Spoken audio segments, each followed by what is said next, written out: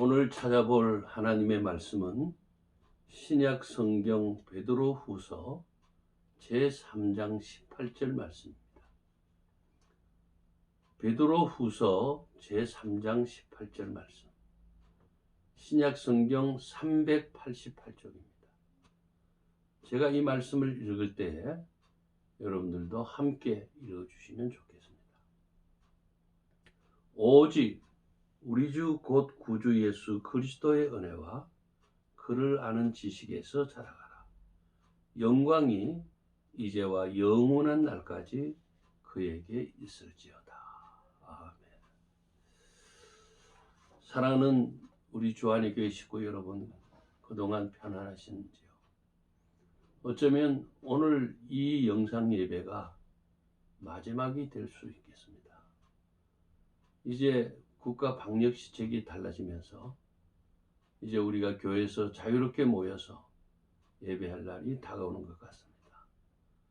그동안 이 영상 예배를 위해서 수고해 주신 우리 교우들께 진심으로 감사를 드리고, 오늘은 봉독한 이 본문의 말씀을 가지고 예수를 알아가는 3단계라는 제목으로 말씀을 드립니다. 성경에 보면 위대한 인물들이 많이 있습니다. 그러나 그분들이 처음부터 그런 위대한 사람들이 아니었습니다. 아브라함도 그랬고요, 모세도 그랬고, 바울도 그러했습니다. 처음에는 믿음이 없어서 자기 마음대로 행하다가 실패도 많이 하고 책망도 들었습니다. 심지어 바울의 경우에는 예수 믿는 자를 잡아다가 핍박하고 스데반 집사를 죽이는데 앞장서기도 했던 사람이 바로 바울이었습니다. 그 중에 베드로도 빠질 수가 없습니다. 베드로가 누구입니까? 예수님의 수제자입니다. 그리고 초대교회 지도자요, 기둥같이 쓰임받은 사람이었습니다. 그러나 베드로도 역시 처음부터 예수를 잘 알지는 못했습니다. 그러나 예수님의 제자로서 예수님을 따르다가 그의 믿음은 크게 자라갔습니다. 그래서 오늘 본문 18절에 보면 오직 우리 주 곧 구주 예수 그리스도의 은혜와 그를 아는 지식에서 자라가라. 영광이 이제와 영원한 날까지 그에게 있을지어다 라고 말씀합니다. 이 말씀은 베드로의 교훈이면서 동시에 그의 간증이요, 그의 삶을 통해서 나온 체험이었던 것입니다. 성경을 보면은 베드로에게는 예수님을 알아가는 3단계가 있었음을 알 수가 있습니다. 첫 번째 단계는 무엇입니까? 예수님을 발견하는 것입니다. 예수님을 발견하는 단계가 있었습니다. 누가복음 5장 8절 이하에 보면은 이렇게 기록이 되어 있죠. 시몬 베드로가 이를 보고 예수의 무릎 아래 엎드려 이르되 주여 나를 떠나소서 나는 죄인으로소이다 하니, 이는 자기 및 자기와 함께 있는 모든 사람이 고기 잡힌 것으로 말미암아 놀라고 세베대의 아들로서 시몬의 동업자인 야고보와 요한도 놀랐습니다. 여러분, 이 말씀을 잘 아시죠? 베드로가 처음으로 예수님을 알게 되는 광경입니다. 베드로는 갈릴리 호수의 어부 출신입니다. 예수가 누군지를 잘 몰랐어요. 겨우 아는 것이 있다면 그는 랍비, 선생이라는 것 정도였습니다. 하루는 베드로가 밤새도록 그물을 던져보았지만 고기를 잡지 못하고 헛달감에 빠져서 그물을 씻고 있던 날인데, 그 자리에 예수님이 나타나셔서 베드로에게 말씀하시기를 깊은 데로 가서 그물을 던져 고기를 잡으라, 이렇게 말씀합니다. 갈릴리 호수는요, 너무 맑은 곳이기 때문에 낮에는 고기를 잡지 못합니다. 특히 깊은 곳은 고기가 그물 밑으로 빠져서 다 도망을 갑니다. 어부의 경험을 통해서 볼 때 예수님의 말씀은 말도 되지 않았지만 당시 랍비는 존경받는 위치에 있었기 때문에 예수님의 체면을 보아서 순종하지 않을 수가 없었습니다. 그래서 말씀대로 깊은 거로 나아가 그물을 던졌는데 놀랍게도 그물이 찢어질 정도 가득히 2배의 고기를 잡게 되었습니다. 그때 베드로는 저분이야말로 뭔가 보통 분이 아니라는 사실을 발견하고 그를 무시했던 자신을 생각하며 이렇게 고백을 합니다. 주여, 나를 떠나소서. 나는 죄인이로소이다. 예수님을 주라고 부릅니다. 놀라운 예수 발견입니다. 이건 베드로의 자기 발견이라기보다는 예수 발견으로 볼 수 있습니다. 그래서 예수님의 제자가 되기로 작정하고 그분을 따르게 됩니다. 우리가 신앙생활을 하면서 우리들의 믿음이 자라나기 위해서는 뭔가 발견을 해야 합니다. 교회 출석을 하면서도 하나님에 대해서 깨닫고 하나님이 어떤 분이신가를 발견해야 합니다. 과연 하나님이 살아계시는구나. 하나님은 위대하신 분이시구나. 나 같은 죄인을 살리기 위해서 예수님이 십자가에 달리셔서 죽으셨구나. 또는 성경은 틀림없는 하나님의 말씀이구나. 이걸 깨달아야 된다는 겁니다. 깨닫지 못하면 우리의 믿음이 자라나지를 못합니다. 사랑하는 성도 여러분, 아직도 이러한 사실에 대해서 확신이 없다면 믿음을 달라고 기도하시기를 바랍니다. 하나님 살아계신 체험을 할 수 있게 해달라고 기도하시기를 바랍니다. 어떤 분의 간증 이야기입니다. 어느 믿지 않는 가정에 부인이 귀신이 들렸어요. 이 귀신을 쫓아내기 위해서 무당을 데려다가 굿을 했답니다. 한참 굿이 진행되는데 무당이 남편에게 말하기를 가서 빌라고 하더랍니다. 그런데 아무런 종교성이 없는 남편이 어떻게 빌어야 할지를 몰라서 자기가 어릴 때 주일학교 다닐 때 배웠던 주기도문을 외웠어요. 근데 주기도문을 외우는 도중에 갑자기 촛불이 꺼져버렸어요. 무당에게 달려가서 촛불이 꺼졌다고 말하니까 무당이 놀라 큰일 났다고 하면서 다시 가서 잘 빌라고 말을 하더랍니다. 그래서 엎드려 있다가 다시 주기도문을 외우기 시작을 했어요. 근데 또 촛불이 꺼지는 겁니다. 이렇게 촛불이 꺼지기를 3번씩 계속되자 무당은 이 집에서 굿을 하다가는 내가 죽게 생겼다고 하면서 황급히 짐을 싸서 도망을 치더랍니다. 이 일을 당한 남편은 도대체 예수라는 신이 어떤 신이기에 주기도문만 하면 불이 꺼질까? 어떤 신이기에 무당도 굿을 하지 못하고 도망을 갈까?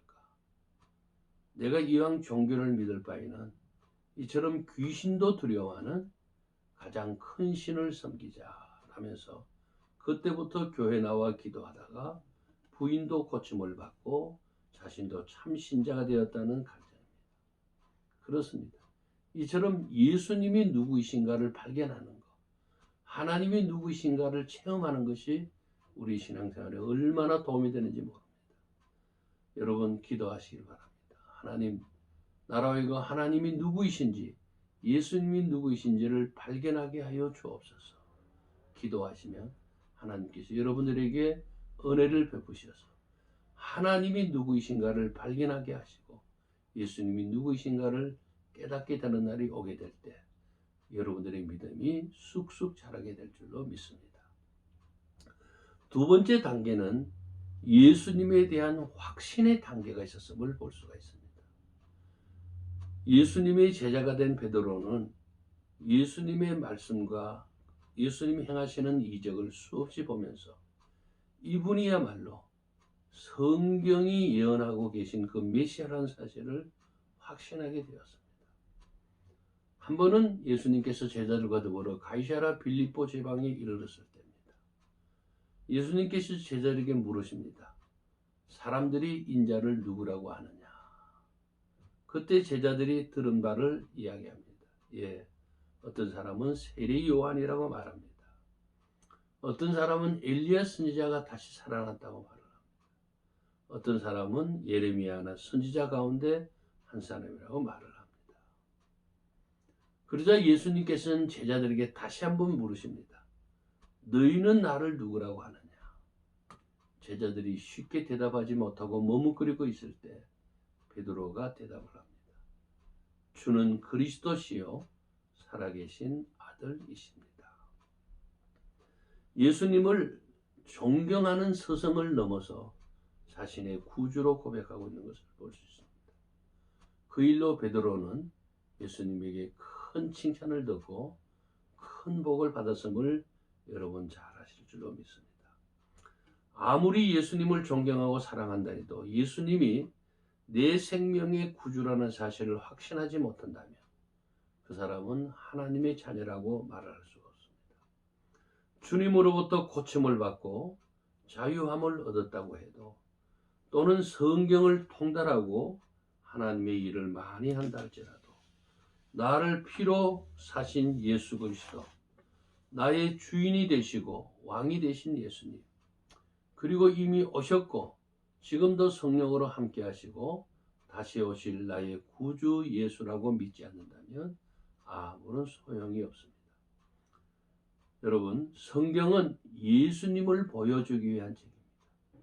그러므로 어떤 일이 있어도 교만하지 마시기 바랍니다. 믿음 주시기 위한 은혜이지 교만케 하시기 위한 것이 아님을 알아야 됩니다.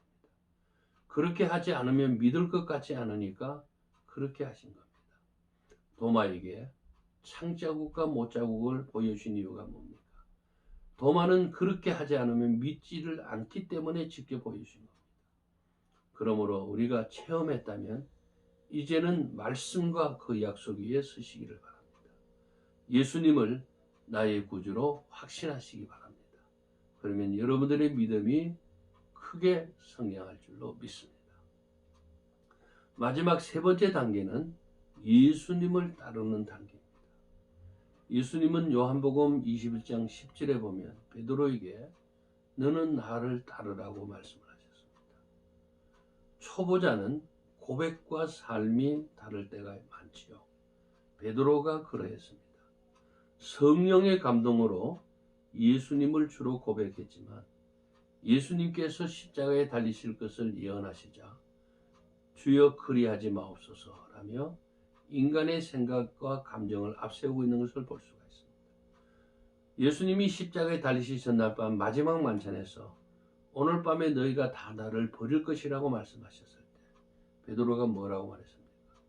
주여 다 주를 버릴지라도 나는 주님을 버리지 않고 끝까지 따르겠습니다 라고 대답을 합니다. 그러나 베드로는 어떻게 되었습니까? 밤에 닭 울기 전에 주님을 3번 부인하고 말았습니다. 이런 연약한 모습이 오늘 바로 우리들의 모습입니다. 하나님만 믿겠다고 말하지만 현실에서는 주님을 부인할 때가 많습니다. 그러나 성령을 받은 베드로는 달라졌습니다. 헤롯이 그를 죽이려고 가두어도 그의 믿음과 사명을 망각하지 않았습니다. 온전히 순종했습니다. 전에 베드로는 주를 위하여 직업도 버리고 가정도 버렸지만 아직 생명까지는 버리지 못했습니다. 그러나 오순절에 성령을 받고는 목숨까지도 드릴 수가 있었습니다. 비급하던 베드로가 용감해지고 무식한 사람이 지혜롭게 된 것을 우리가 알 수 있습니다.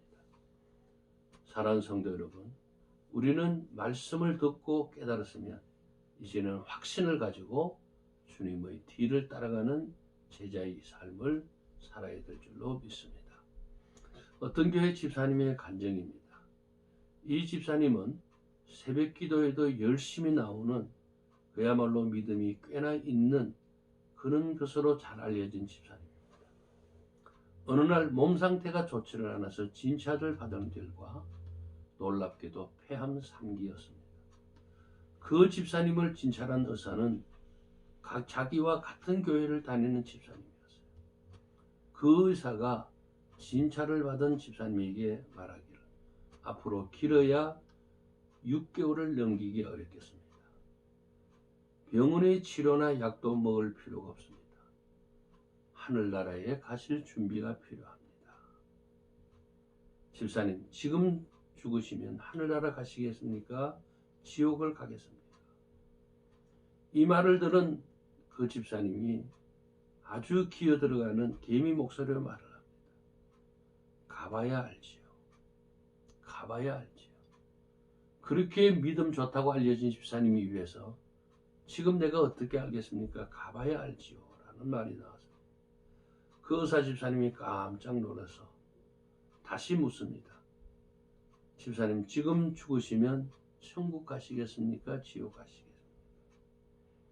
예수를 바로 믿으면 하늘나라에 갑니까? 지옥 갑니까? 그때 이 아픈 집사님이 예수 믿으면 하늘나라 가지요. 그러자 의사 집사님이 다시 묻습니다. 집사님이 예수 믿습니까? 예, 예수 믿습니다. 그러면 집사님은 하늘나라 가십니다. 믿으시기를 바랍니다. 그런데도 그의 입에서 나온 말은 놀랍게도 가봐야 알지요 라를 반복했습니다. 참으로 딱한 일이었습니다.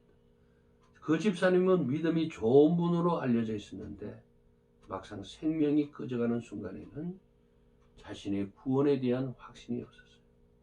의사 집사님은 안타까운 심정으로 집사님, 왜 구원에 확신이 없습니까? 그러자 집사님은 이렇게 믿어서 하늘나라 가겠습니까? 제가 뭘 한 것이 있어야지요 라고 말을 하더라.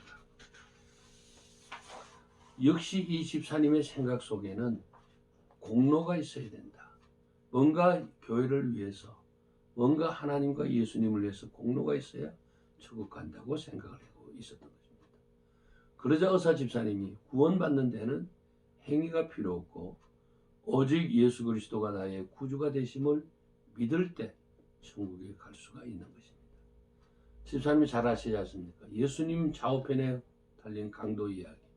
그 중에 한 강도가 주여 나를 불쌍히 여기고 나를 낙원에 이끌어 달라고 구할 때 예수님이 하신 말씀이 뭡니까? 오늘 내가 나와 함께 낙원에 있으리라고 말씀하셨습니다. 바로 그겁니다. 우리는 예수 공로로 천국 가는 것이지 내가 무슨 일을 많이 했다고 공을 세웠다고 천국에 가는 것이 아닙니다. 아무리 설명을 해도 구원의 확신이 없던 집사님은 강도의 이야기를 듣고서야 마음의 평온을 찾았다고 합니다. 지식으로가 아닌 영으로부터 구원의 확신이 샘처럼 솟아났습니다. 갈보리 십자가 형장의 양편 강도가 동시에 처형된 것은 실로 우연한 사건이 아니었음을 그는 새삼 깨닫게 되었습니다. 이 집사님은 그 후에 기적적으로 8년을 더 살면서 구원의 확신을 가지고 기쁨과 감사의 신앙생활을 하다가 하나님의 품에 안겼다고 합니다. 사랑하는 우리 성도 여러분, 우리의 모습은 어떠한지요? 골로새서 2장 6절과 7절에 보면 그러므로 너희가 그리스도 예수를 주로 받았으니 그 안에서 행하되 그 안에 뿌리를 박으며 세움을 받아 교훈을 받은 대로 믿음에 굳게 서서 감사함을 넘치게 하라고 말씀합니다. 그러므로 우리는 예수를 기피하는 온전한 믿음으로 나아가야 될 줄로 믿습니다. 자기 공로 다 던져버리고 예수님을 나의 생명의 구주로 믿으시기를 바랍니다. 그러므로 우리 모두 더 온전히 아버지를 알고 예수님을 알고 성령님을 아는 믿음 안에서 살아 베드로와 같은 위대한 믿음의 사람들이 되시기를 주님의 이름으로 축원합니다. 기도하겠습니다. 거룩하신 하나님 아버지, 우리가 예수님을 오랫동안 믿었지만 예수님을 제대로 발견하지 못하고 예수님을 제대로 알지 못하고 예수님에 대한 확신을 가지지 못함으로 말미암아 구원에 대한 확신이 없어서 생명의 불꽃이 꺼져갈 때 우리는 그 어느 집사님처럼 두려워하지 않을 수가 없습니다.